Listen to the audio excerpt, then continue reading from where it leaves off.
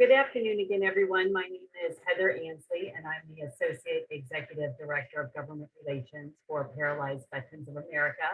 We want to welcome you today to our webinar on the ACAA 35 updates on efforts to improve the air travel experience for people with disabilities. Before we jump into our program today, we want to go over just a couple of housekeeping announcements. One, today's webinar will be recorded and available for viewing later on pva.org. Also, we do have closed captioning available. Click the CC button in the meeting controls bar at the bottom of your screen to turn it on. Also, if you have a question for our presenters today, please use the Q&A box to give us your question, and we will take those at the end of today's presentation. So some introductions and overview. We want to, of course, welcome you to today's event. We're going to give you a brief overview of the Air Carrier Access Act and what it is. Then we're going to talk a little bit about efforts to improve access to air travel, assistive technology for air travel, and then some next steps in Q&A. And we'll introduce our speakers as we flow through today's agenda. So again, we're going to start today by talking about the Air Carrier Access Act overview so that we can make sure we all understand what the law is and what it provides.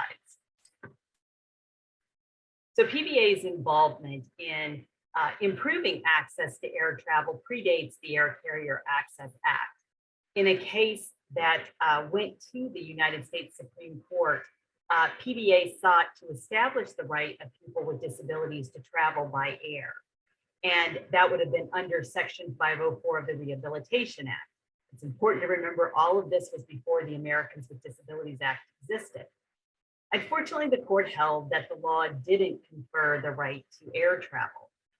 But that did not stop us, and we did not back down from trying to get access to air travel. And instead, we began working with congressional leaders, including Senator Robert Dole, a Republican from Kansas, and disabled veteran, and Representative Norman Mineta, a congressman from California, a Democrat, who later went on to serve as the Secretary for the Department of Transportation. And within 3 months, the Air Carrier Access Act was introduced and passed, which provided sweeping protections for people with disabilities in air travel. And that law was signed by President Reagan on October 2nd, 1986. So we just recently had the passage of our 35th, into our 35th year with this law. So what does it do?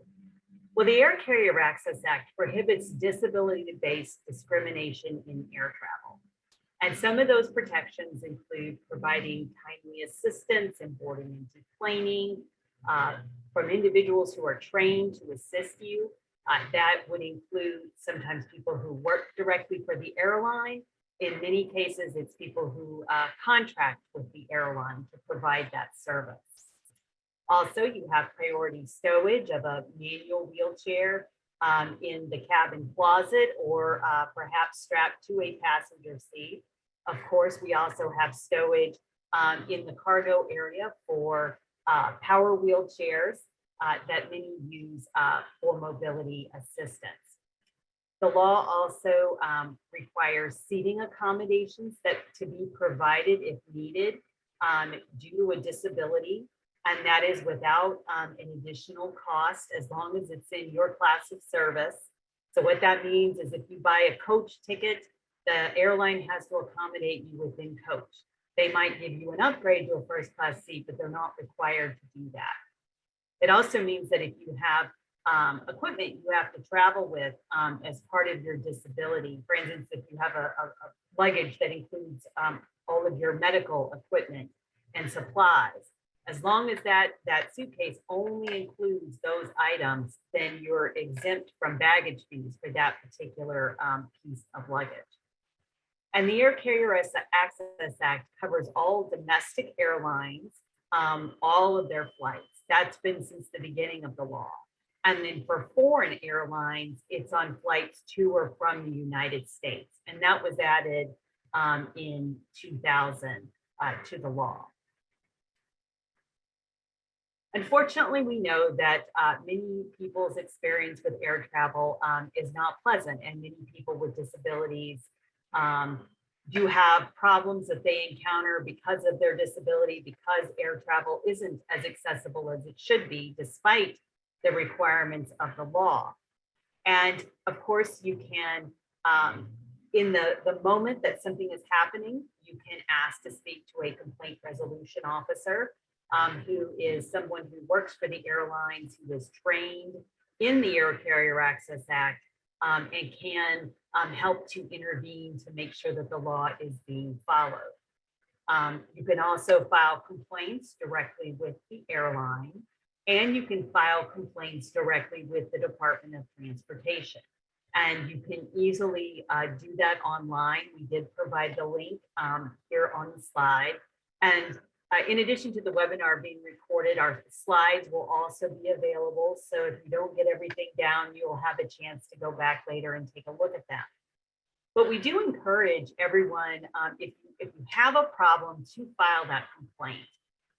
Although it might feel sometimes like individual complaints don't make a difference, they really do. And we've seen even just recently that the Department of Transportation notices when the volume of complaints increases. And we are also currently working with a couple of airlines that are trying to make some changes, both related to training, based on concerns that we raised that were directed to us from PBA members. So no, it is important to make your concerns known, because that really is the best way that we can try to get change. Unfortunately, the Air Carrier Access Act does not have a private right of action, meaning you can't file a lawsuit against an airline claiming you violated my Air Carrier Access Act rights. If you have an injury or something that occurs as a result of your travel, and it's based on, maybe the attendants were not trained as well as they should have been, or something to that effect, that you might be able to file, a tort claim, based on traditional state law. But the air carrier is different from the Americans with Disabilities Act. The ADA does have a private right of action. I'll also note that many folks do think that the ADA applies in air travel, and it actually explicitly does not. So commercial air travel is not covered by the Americans with Disabilities Act. However, when you're in the airport itself does have ADA requirements that it has to follow.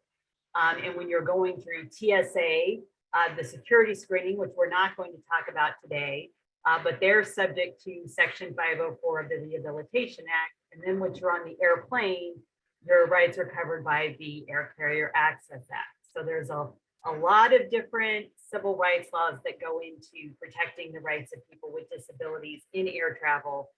But our focus for today is on the Air Carrier Access Act and the provisions that it includes.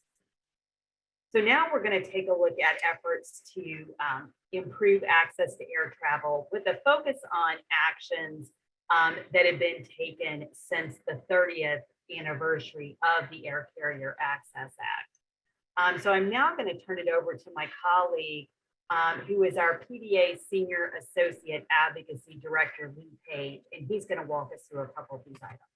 Lee? Great. Thanks, Heather. Next slide. Thanks for that. So basically, why do we need reform? Why is reform needed? Heather just gave you a great explanation of what the current law is and is required of airlines and people with disabilities. But the real deal is we still have a lot of problems getting on and off the airplane. Number one specifically is untrained and or delayed assistance in boarding. The personnel or contractors that the airlines use to assist a person with a disability onto the airplane, they do go through a training program, but the problem is they're not necessarily used to assisting a person who physically cannot walk onto the plane. that takes specialized training and learning how to assist that person. And in doing that process, the person would transfer out of their personal wheelchair onto an airline aisle chair and then be pulled backwards into the airplane. A lot of times when we take off from our original airport, it works out well to a degree. You're on time. The delayed assistance in deplaning is because of the fact that you're first on and you're last off. The problem is when it comes to this, you're being physically lifted. The personnel and the contractors that do that assistance don't necessarily know how to do it. And the problem is then you're going from your personal chair to the aisle chair, which is not custom designed for your needs. And you can actually physically get hurt in the process of going on and off the plane. Then you are transferred in and out of the aisle seat, into the aisle, and you've got to go up and over the armrest. So a person such as myself with spinal cord injury could get bumped or bruised on my leg, or worst case scenario, possibly even dropped.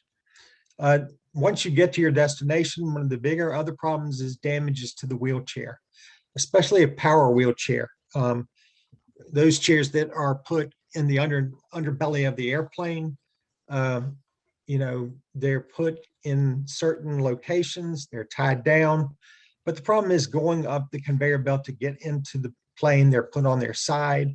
Then once they're strapped inside the plane, they're surrounded by other luggage and other baggage. And then once returned, a lot of the times we find that certain wheelchairs have received damage, especially with the joystick or the headrest or the foot pedals on power chairs, which really make the independence and the driving mechanism of those chairs not necessarily possible. And the reality is, once a wheelchair is damaged, it's pretty much the end of the journey for that person, because these wheelchairs are an extension of their bodies, their legs. It's a conveyance from point A to point B. And if you've got a wheelchair that's been broken, your first priority is to get that wheelchair fixed. And the airlines are responsible for fixing those wheelchairs. But it's a matter of, we go on an airplane to go to travel on a trip and not, end up having our issues get damaged along the way. The other thing is not necessarily receiving appropriate seating accommodations. As Heather mentioned, back in this law was passed in 1986. Back then you had first class and you had coach. And then a lot of times the planes weren't full and they would possibly bump a person up to first class, or you could sit in bulkhead seating. Nowadays, there are not as many airlines, and seating is chopped up into classes of service. And so you only get where you pay for. You do have the right to have to be in, an accessible seat. So, and that means what's in that class of service. 50% of the armrests up and down the aisle do lift, which allows a person to transfer from that aisle chair into that seat. But if you're on row 38, because of that's where you paid, then that's where you're going to be going to. Next slide. Heather.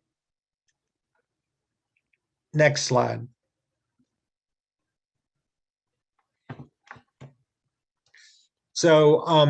So yeah, what we decided to do, as Heather mentioned, this is the 35th anniversary. In 2016, it was the 30th anniversary, and we recognized that we needed to do something to take action. And so PVA got some meetings together with other disability organizations at PVA headquarters to talk about the law and what needed to be fixed. We launched a website that was a story portal to collect stories, which was airaccess30.org.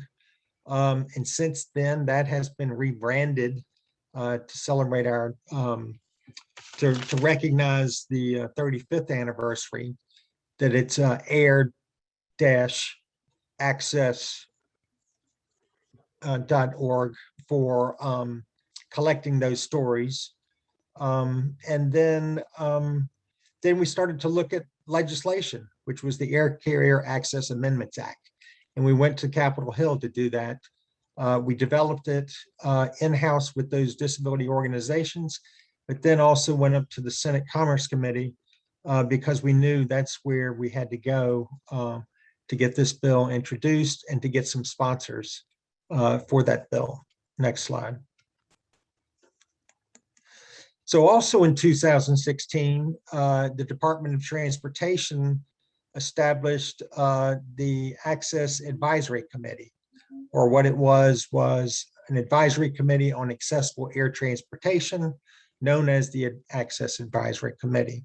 It was basically a regneg where disability organizations, the Department of Transportation, and the airlines all came together to talk about three specific issues: the definition of a service animal, in-flight communications, basically trying to make them accessible, and then accessible lavatories on single aisle aircrafts of a certain size. These are three issues that had needed to be addressed, and were not, DOT had not done regulations on them in originally. At the end of the day, we basically spent all summer of 2016 in negotiation. It ended in consensus on agreements on lavatories and on in-flight communications. Did not come to an agreement on service animals, basically because what was a service animal, or was it an emotional support animal? It was a hot topic, and it had to be addressed later on.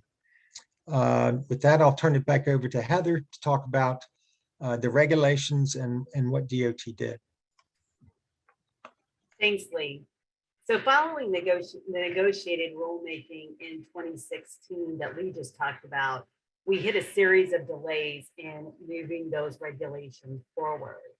Ironically, the only rule that has yet to be finalized is the one on service animals. And this was the only rule for which there was no agreement. The new service animal rule went into effect in January of this year, and airlines are now only required to transport service animals, so no emotional support animals. And only dogs can be classified as service animals for purposes of the Air Carrier Access Act. However, it's important to note that there are no restrictions on breed or type of dog, which is something that some airlines were doing. So that is not allowed. An area of concern for some of our members has been limits on large service animals. Specifically, the animal cannot encroach on the foot space of another traveler. Also, for all service animals, the airline can require you to complete documentation prior to flight. And that is something that all major airlines have adopted that option.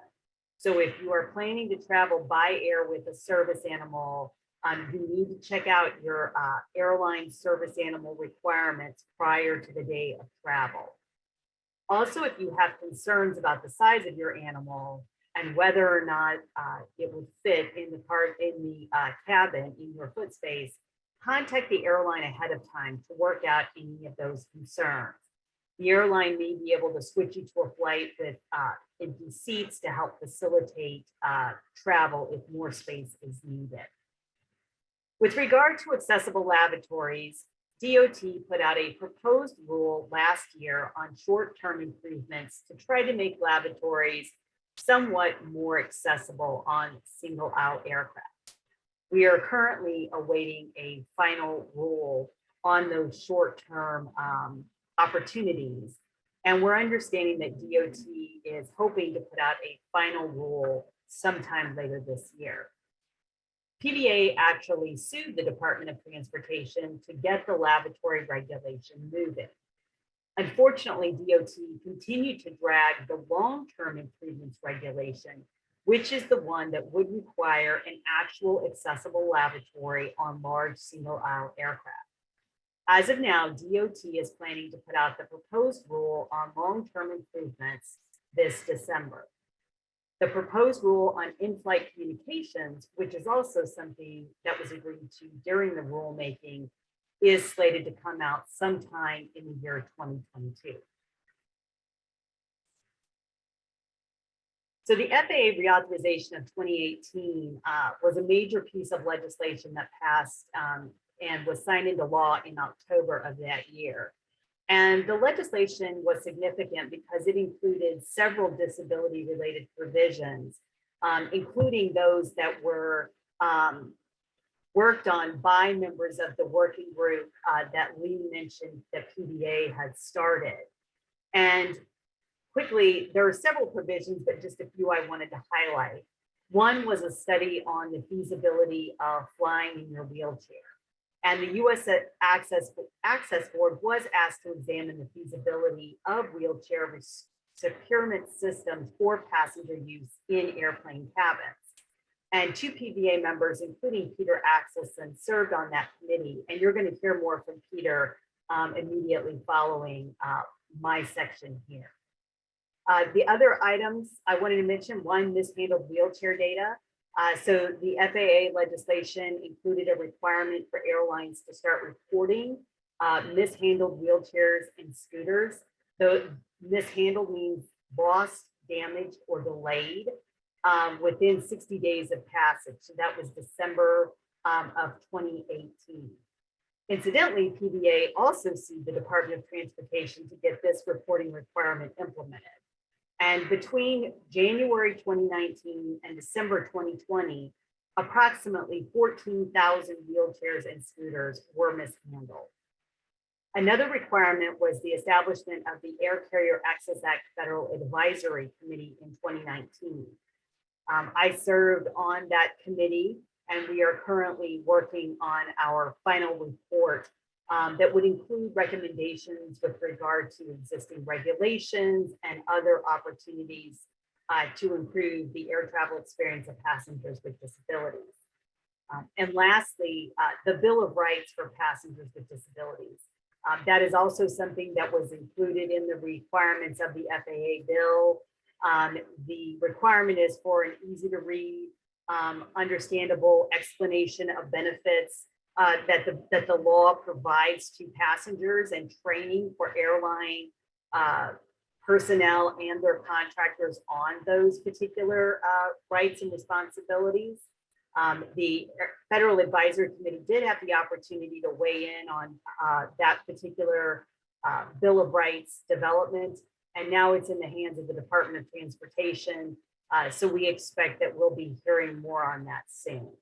So now I want to turn it over to Peter Axelson to talk about assistive technology for air travel. And Mr. Axelson is the president of Beneficial Designs, Inc., and as I mentioned earlier, a PBA member. He has a BS in mechanical engineering and a product design and an MSME in smart product design from Stanford University. And he has been working with PBA for a number of years, as well as his own company, and Beneficial Designs has played a major role in the coordination and development of national and international wheelchair standards. So now I'm going to turn it over to Peter, and you're going to see firsthand all of the great work that Peter is able to do. So Peter. Thank you, Heather. So I'm going to first to let everybody know that what I'm going to start out with here is some review of some research that we conducted at Beneficial Designs. Beneficial Designs is a wheelchair test lab, and we conduct research in the area of assistive technology. And we received a grant award from the PVA's Research Foundation, and I am a PVA member myself and a wheelchair user for 45 years. We had studies, participants in this study, 24 of them, male and female manual and powered wheelchair users, to try and identify what some of the issues are with air travel, and we did testing on boarding chairs as well. So I'm going to talk about these issues. I'm going to skim over them pretty quickly. The order of priority of these issues is, you're going to see why I prioritize them in this way: narrow aircraft aisles, the lack of accessible lavatories, steep jetway slopes, damage to mobility devices, dangerous transfer methods, unstable boarding devices, hazardous sitting pressures, and unusable onboard wheelchairs. And I'm going to present some potential solutions related to each of these issues. So the first is the narrow aircraft aisles. And the reality is that the aircraft aisle width never considered the fact that a passenger might have to board an aircraft in a sitting position. So I'm going to mention that the FAA created a standard in 1954 that the aisle width should be 20 inches, but that 20 inches would only apply at a height above the armrests in the cabin. So, and then below that 25-inch height, because they presumed that only legs would need to be walking down in that area, would be 15 inches for minimum width. And quite innocently, I think the FAA never anticipated that people might be entering the aircraft in a seated position. And so I'm going to show an illustration here that shows the front view of the cabin, that how the width ends up being 15 inches down real low, and how that width ends up being 20 inches up higher, where just the seat backs are located basically. So in the next image, I show how a person, a full 95th percentile adult male, what this looks like when that person is walking down the aisle, when there's a 15-inch aisle down in the low area where the knees and the feet up to the thighs are coming, and then above that height is where that person's hips and shoulders and body is moving through that 20-inch space. And so you could imagine how, when we think about just a walking ambulatory person, how that works for somebody that's walking down an aisle, but then when somebody goes to sit in a position, that doesn't work. So here's what ends up occurring, is that a boarding device has to be made that's 13 or 13.5 inches to be able to fit down that 15-inch space with some clearance to roll down that aisle. And then when you try and put a person into that, here we see that same boarding chair from the front view, showing that 13 inches down where the person's sitting, the 15-inch width, and then the 20-inch width up above the armrest. So now when we put that aisle into the aircraft, this is what it actually looks like, sitting in that 15-inch aisle width. And then when we have a person in that boarding chair from the top view here, you see those red areas on the side is where the hips of that person sitting in that narrow boarding device, hanging off the sides of that boarding device, are going to actually scrape and get scraped along that 15-inch width. And so this is where the person sitting in that boarding device is at risk and at harm there, getting scraped on the seats as they go down the aisle. And in fact, we discovered in our survey, out of 315 boarding device users, that basically 5% of them had received bruises, scrapes, cuts to their legs, knees, hips, arms, and buttocks, tailbones, being rammed through this space that's smaller than the passenger actually is. So that's a problem. So the major issue is the steep jetway slopes. The airport terminals are really high, so trucks can get clearance beneath the buildings to get baggage and whatnot in and out from underneath the airport. And so then the jetway has to be steeper to be able to go down to the aircraft. And so this is what it looks like going down the jetway. I'm actually doing a wheelie because it's so steep that I would tip forward out of my chair. Some people have to be backed down the jetways because it's so steep. And then there's even steeper sections between the sections of the jetway. This is a side view of a jetway showing this one's measured to be about 6 degrees. So this one's actually not that steep, but it is, again, even steeper than a standard ramp, which is about 4.8 degrees.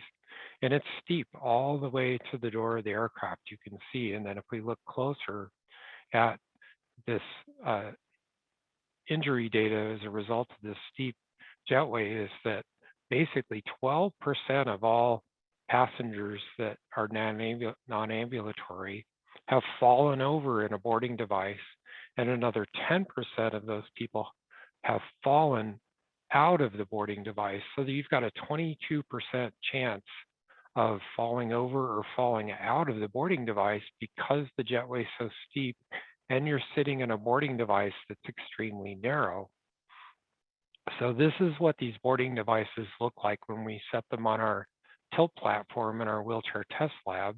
We've got them loaded with test dummies, and we're looking at 2 common boarding devices on the left there, and then an overhead lift type of boarding device called the Eagle. And you can see they're at their tipping angles. That's not that steep. The one on the left is only at about 7 degrees, where it's actually tipping over in that test there. And again, here is what the boarding bridge looks like right near the aircraft. It's at that steep slope as well.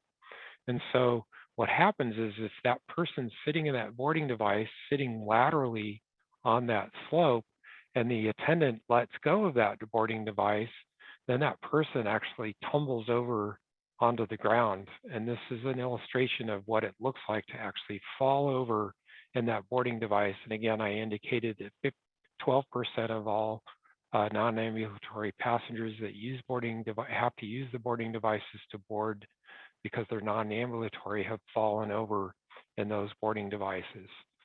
So one of the issues is that you can see this is a top view of the passenger boarding bridge, the jetway coming down from up above, and then the aircraft over to the right.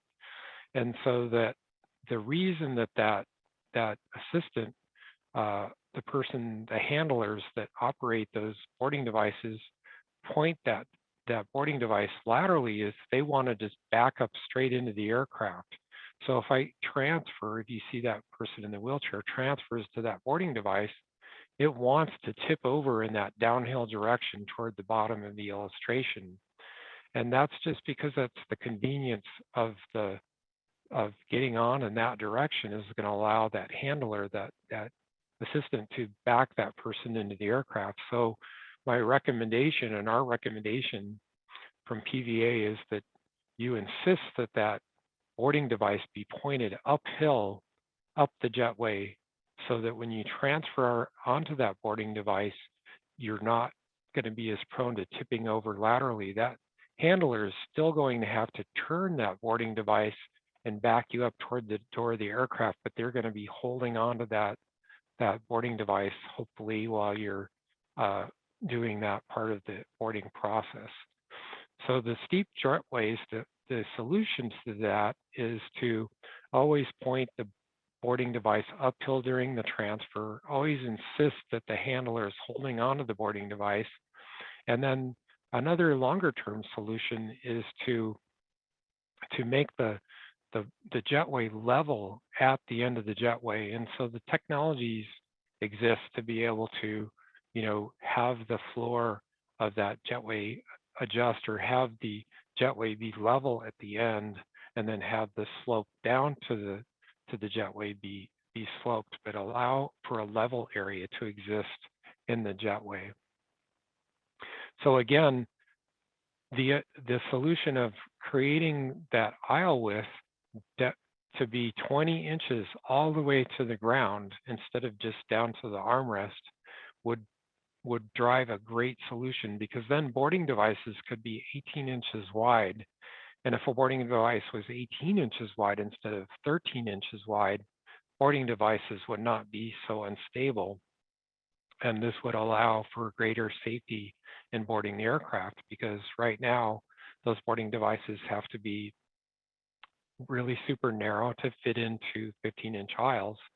And if we moved toward aircraft being laid out with 20 inches clear down to the floor, that would change the situation. Most single aisle aircraft, the 737s, are all a full 18 inches wide on the aisle, not 20, but 18. So in theory, a boarding device could be 16 inches wide, but the 20 inches, the 18-inch wide aisle just still does not provide adequate clearance for people's hips to fit down that aisle to their seats. So 20 inches down to the floor is what we need in the aircraft aisle. Another possible solution is some air carriers provide access into the bulkhead seating to where you can transfer directly from your wheelchair into the bulkhead seating.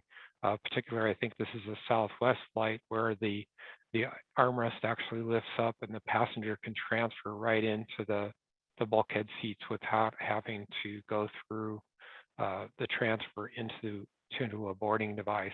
However, many carriers have fixed armrest up in the front row of seating, and that makes it difficult to transfer into those seats at the front of the aircraft and makes it difficult to get a wheelchair actually down into that position. Another possible solution, and this is a solution that I employ, is I sit in a super narrow wheelchair. I sit in a 15-inch wheelchair when I should actually be in a 16-inch wheelchair. I have fixed rigid skirt guards on the side, and you can see my pants trying to hang over the side of the chair there. I have an extra set of wheels in the back of my chair, so I can pop off my main wheels in the galley of the aircraft, and then I could maneuver myself down the aisle of the aircraft to the seat that I'm going to be seated in. So if the person is not able to fit to their seat and they have to ride in a boarding device, this procedure is often what's employed is two handlers lift the passenger from the boarding device into the aircraft seat over the arm support. In this case, there's a fixed arm support and it does not fold up out of the way. It's a bulkhead seat. And the handler in this case on the left is actually one of the pilots, it looks like, the first officer or the second officer. And then there's what appears to be a flight attendant on the right. Now, in theory, these people shouldn't have to be lifting more than 50 pounds of weight. And so if that passenger is less than 100 pounds of weight, then it's reasonably safe for those handlers to lift that person into the aircraft seat. You see their seat cushion in place on the aircraft seat. But most passengers are not less than 100 pounds like this passenger is viewed there.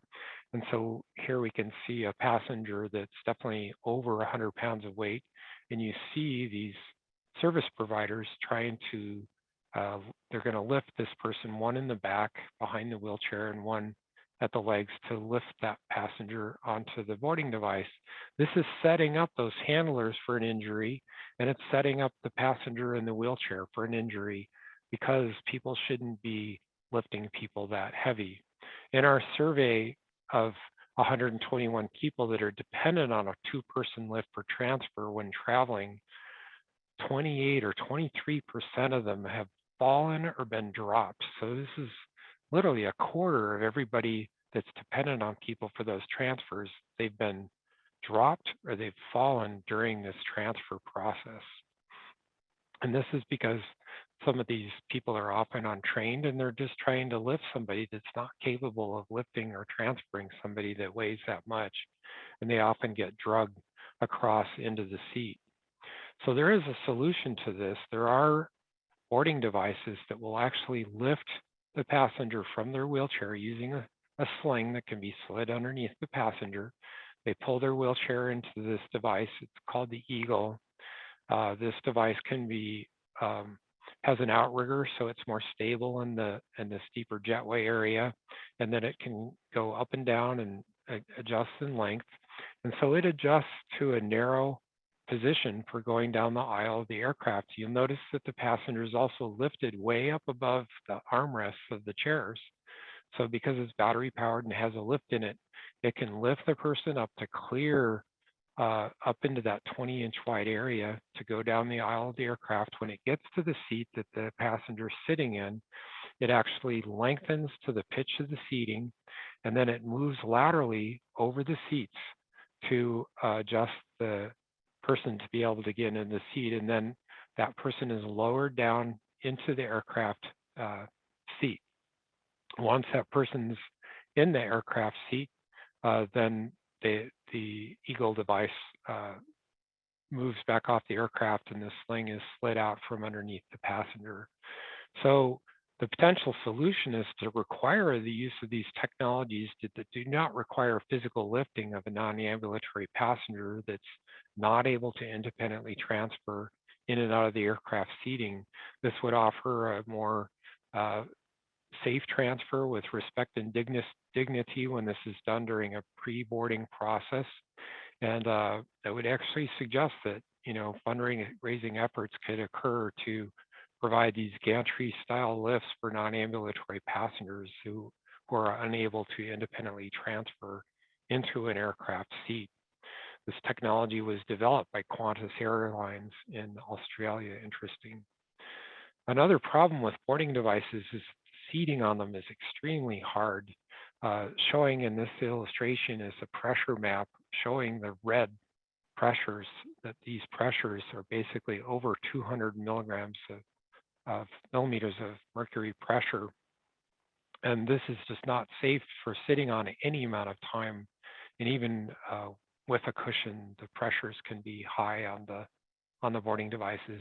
This is the typical sitting pressure of someone sitting on a pressure relief cushion. This is me sitting on a Rojo cushion that I typically sit on that has the adjustable air chambers. But if I sit on an aircraft seat without a pressure relief cushion, these are the pressures that I actually experience sitting on an airline seat. And so therefore I sit on my actual, not my Rojo cushion because it's affected by air, but I sit on a foam, custom contoured foam cushion. And you can see I'm elevated on that aircraft seat because of that extra cushion. My feet are dangling off the ground, so this causes constriction of the blood flow in my legs when this is happening. The arm at sports pushing forward on my shoulders when I'm doing this. So I carry a inflatable back support, a neck support, a head support. I use my backpack as a foot support. So then when I'm sitting, then I'm properly supported and comfortable and don't get the swelling in my legs with this extra pieces I carry along. There are also additional spine supports that can be attached to aircraft seating. And of course, the lavatory, which has been discussed by Lee and Heather, not being accessible, getting into them. There are lavatory designs where the walls of the lavatory morph into a single bathroom to provide greater access so that there's more room to actually get in there and in an onboard aircraft aisle. Finally, we come to the examples of the damage. You can see this powered wheelchair, the main drive wheel is actually broken off this chair. All sorts of other damage occur to the electrical systems and the housings and the shrouds, the caster assemblies get bent. And this is the reason is that wheelchairs often have to be tipped on their sides to fit through the baggage doors because they're too short and wide, and the joysticks get damaged on the aircraft. And a lot of people basically no longer fly because of the damage to their chairs. In our survey, out of 543 respondents, people either had their wheelchair damaged, it was actually lost or misplaced during the travel. And so a total of 71% people, travelers have had their mobility device mishandled during travel. So if you have a folding onboard wheelchair, it can generally be folded into place. And I suggest using an elastic strap to strap that chair together. And this can be slipped into the closet area on board the aircraft for stowage during the pre-boarding process. And to handle the damage issues when they get sent down below, resin is written in Assistive Technology for Air Travel Standard. And the idea is that this addresses all the issues related to mobility devices in travel. It has requirements for non-spillable batteries. There has to be non-tool access to the battery to inspect them. For wheelchairs with power add-on, those batteries have to be removable for storage in the aircraft because those are lithium-ion batteries. Some different examples of these devices where the batteries can come out. And then there's a symbol to indicate the mass of the chair so the handlers know how they're going to handle it. There has to be a power isolation switch.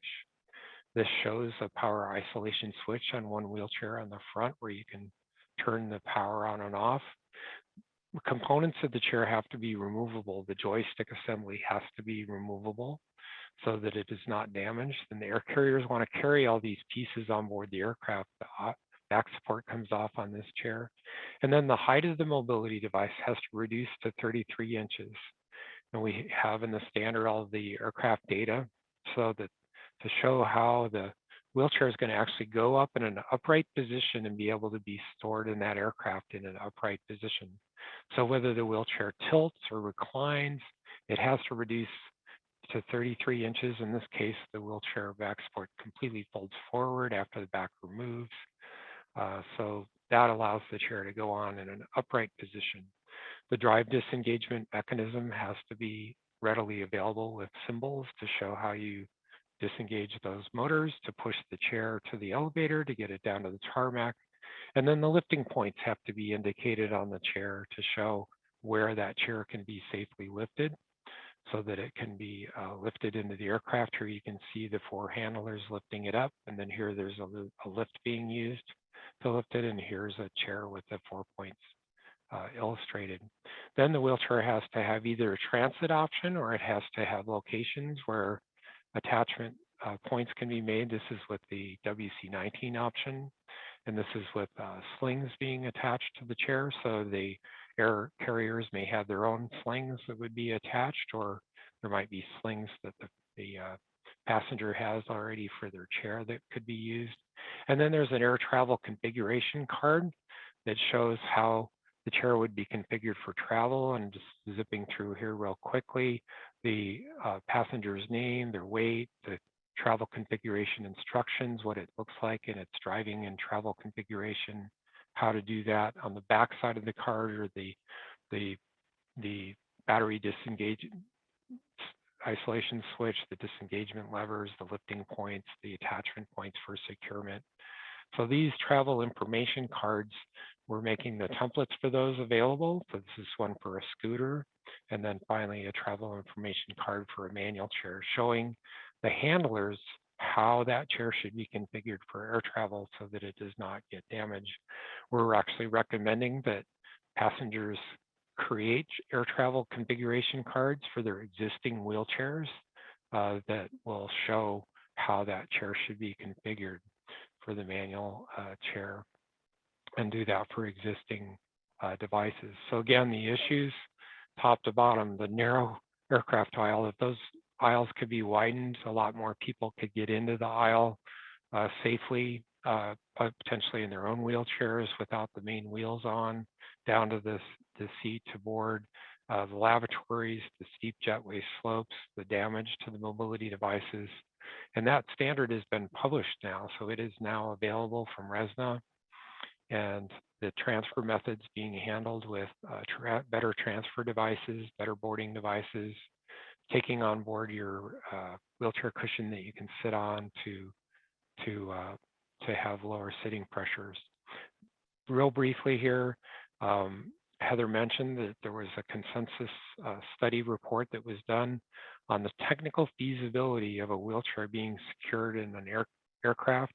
I was a member of that along with 2 other wheelchair users, Rory Cooper and Naomi Armeda. She's a powered chair user.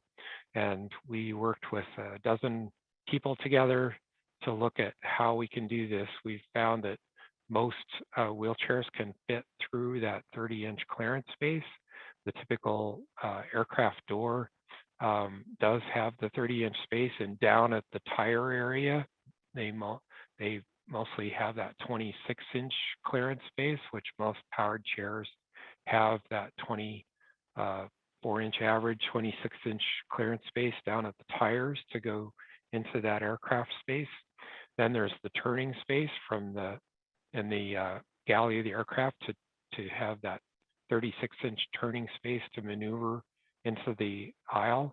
And again, most wheelchairs have that ability to turn in that space to get into the aisle, and then being able to maneuver into a space that would be provided that's 60 inches long to maneuver laterally into, to be positioned and secured into a space in the aircraft. So the aircraft have tracks on the floor and then reinforcement underneath. And so two rows of aircraft seats would have to be removed, and then a pallet of some type would be put in, or the aircraft would be reinforced in that area. And this is the area where the wheelchair would be secured. Typical average weight of a wheelchair unoccupied is about 300 pounds, and then you can see the spectrum of wheelchair weights, and then see the spectrum of wheelchair weights with passengers in them is obviously higher. So that's 620 pounds average. But when we look at taking out 6 seats, weighing passengers about 170 pounds each, the carrier, the experts on the committee felt that this weight could be handled. So that brings the possibility of being able to drive into that space and then being able to turn around in that 60-inch space to get positioned into that space for securement into the aircraft. These are all illustrations that I'm showing you from the actual report that's available online. You can go online to the National Academy of Science and see this report on air travel, and it will show you all of this information as I've disclosed it. This is another possibility that we illustrated in the report, is coming in through the back door of the aircraft and being able to turn there and maneuver into a secured space in the back of the aircraft. So that's what was disclosed. In terms of the technical feasibility, there's obviously a lot more research and work that has to occur to be able to achieve the ability to carry wheelchairs on aircraft, but it's been demonstrated and reported to be technically feasible. So thank you very much, Heather. Well, thank you, Peter. You always have a wealth of knowledge to share. I'm glad you were able to do that. I'm going to turn it over to Lee right now just to quickly go through some next steps. Great. Thanks, Heather. Yes, that was a ton of great information from Peter. And it kind of leads us right into our next steps, which is the Air Carrier Access Amendments Act, which is legislation that's needed. In our earlier section of the seminar, we talked about what was currently the law.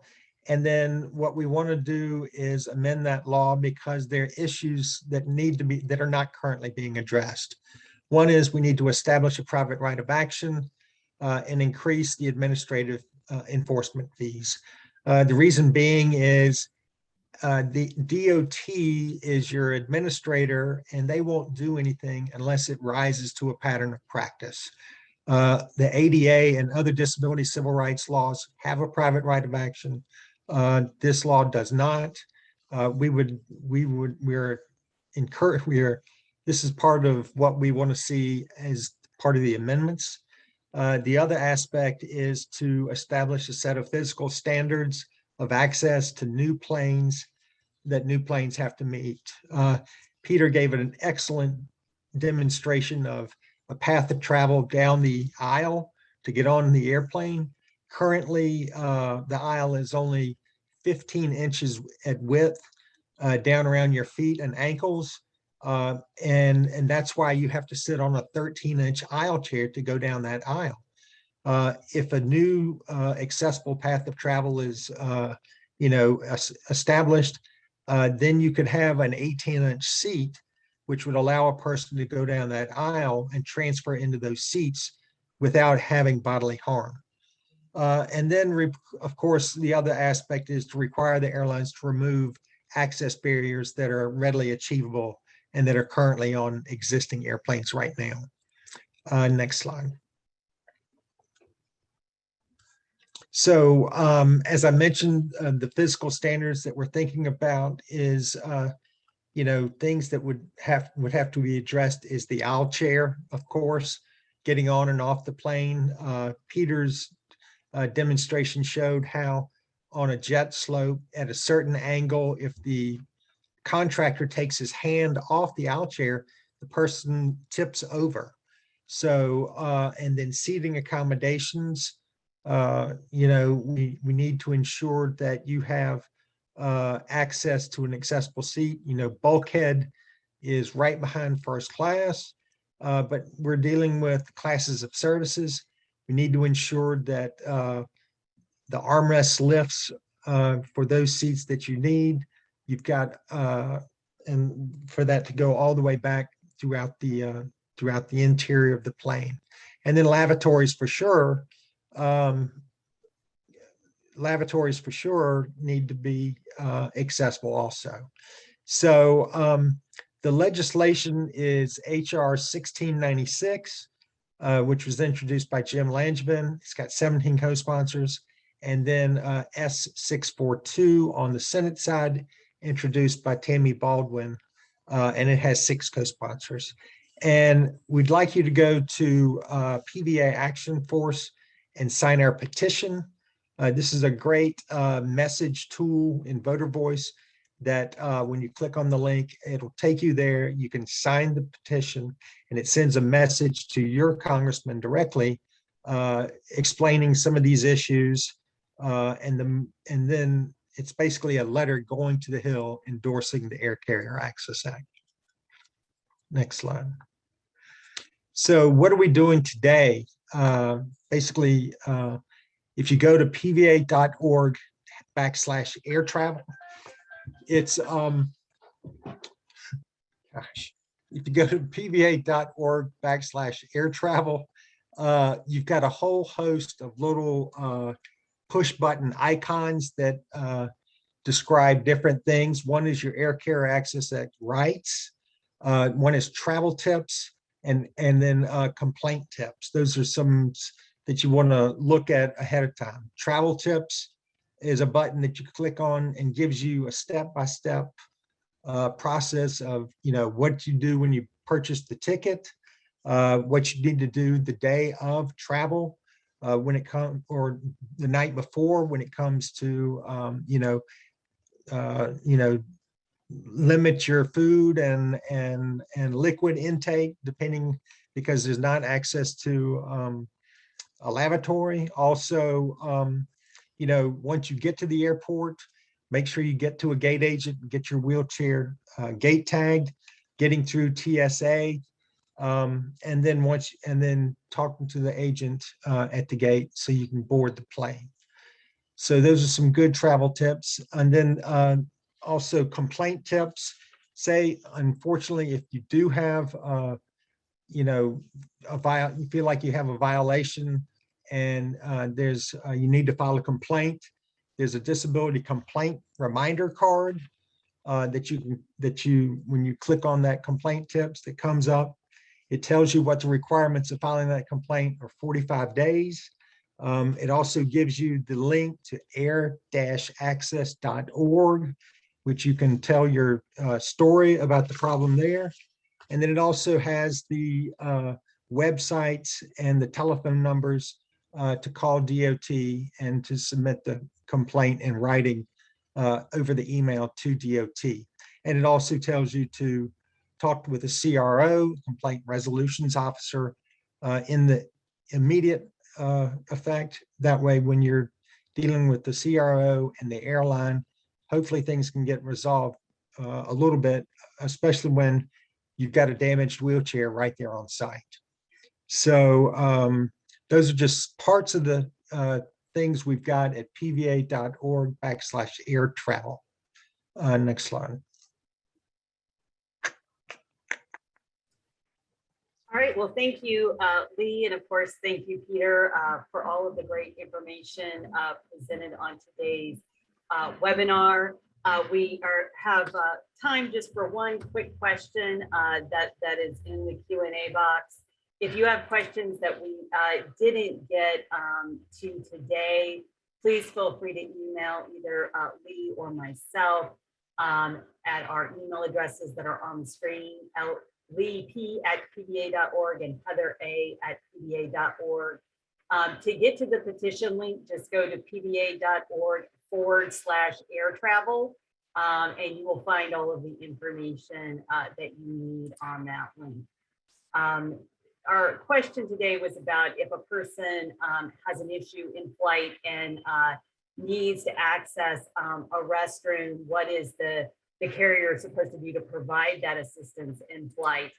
And as we explained many times, the lavatories are not accessible, particularly on single aisle aircraft. But if there is an onboard wheelchair, which you can request an onboard wheelchair 48 hours in advance, if the airplane's lavatory is not accessible, you have to request it in advance.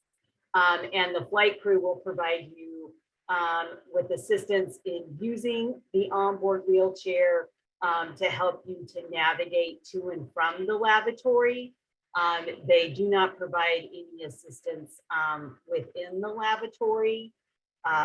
So that is the bare basics of what is provided as far as the regulation requirement and the assistance that they do provide during that process. Again, if you have any additional questions, don't hesitate to reach out to us.